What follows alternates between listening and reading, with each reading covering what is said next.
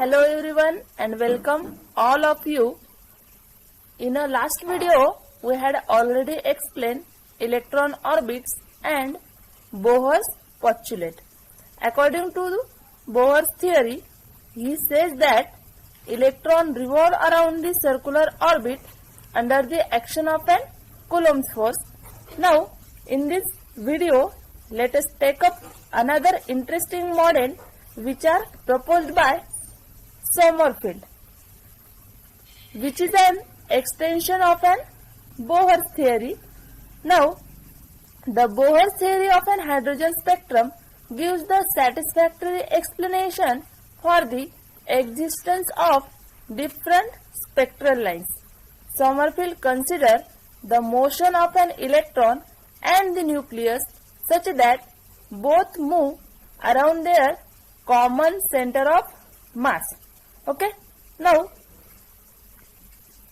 the Sommerfeld model, which is an extension of an Bohr's theory, in order to explain the fine structure of an hydrogen spectrum, Ernest Sommerfeld proposed that electron revolve around the nucleus in an elliptical orbit, but not in the circular orbit. Okay. Now, according to Bohr theory, he says that electron revolve in an circular orbit under the action of Coulomb's force, but Sommerfeld says that the electron revolve in an elliptical orbit, not in the circular orbit. Okay. Now, elliptical. Now, what is the ellipse? Now, this is, look at here, this is the ellipse. The length of AB is said to be the semi-major axis. The length of CD will be the semi-minor axis.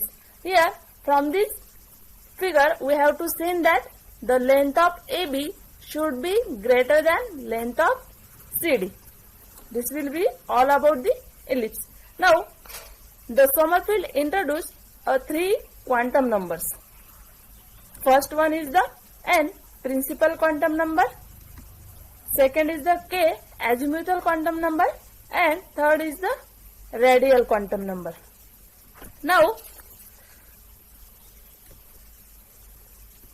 this is the Sommerfeld elliptical orbit. According to Sommerfeld, electron revolves in an elliptical orbit with the nucleus at one of the focus. The position of an electron at any instant of time can be specified by polar coordinates r and theta as shown in the figure. This is the diagram of an Sommerfeld elliptical orbit. Now, according to Sommerfeld, the electron revolves in an elliptical orbit. It has 2 degrees of freedom. First one is due to the distance from the nucleus, and another one is the angular position theta. Okay. Now, this will be the elliptical orbit. Here, the nucleus having charge Ze. Okay. Now, the electron revolve in an elliptical orbit is due to the distance from the nucleus r and angular position theta. Means what? The electron revolve in an elliptical orbit. They possesses by the angular momentum also. Means it also says that an angular momentum of an electron is also quantized, and the angular momentum of an electron is given by mvr is equal to k into h upon 2 pi, where k is an integer and is also called as the azimuthal quantum number. Okay. Now, it has been also proved by the method of classical electrodynamics that the ratio of principal quantum number n to the azimuthal quantum number k is equal to the length of major axis upon the length of minor axis of the elliptical orbit in which the electron is moving, where the principal quantum number n denotes the length of semi-major axis, and the azimuthal quantum number k denotes the length of semi-minor axis as well as eccentricity of an orbit. Both n and k are integers here. Okay.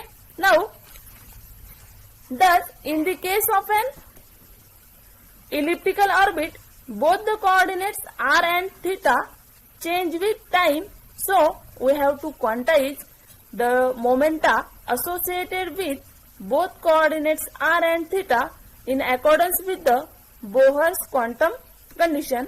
Therefore, the two quantization conditions arises here. First one is due to the distance from the nucleus r, and another one is due to the angular position theta.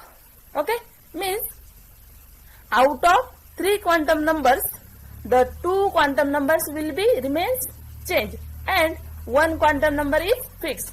The value of n is fixed and the value of r and theta will be changed, means the angular position and the distance from the nucleus will also change, and these quantization conditions remains are integration of pr dr is equal to r into h and integration of p theta d theta is equal to k into h, where both r and k are radial and azimuthal quantum numbers respectively.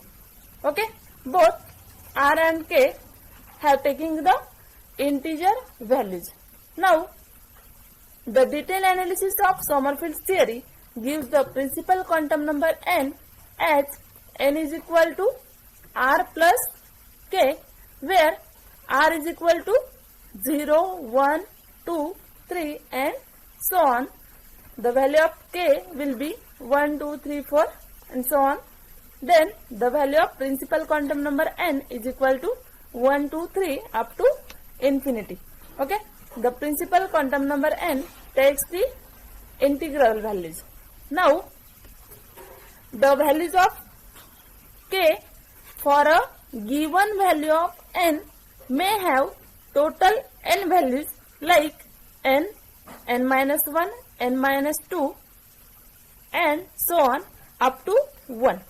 But k cannot take 0 as its value. According to Sommerfield model, the total number of values of n are, there are two conditions are arises here.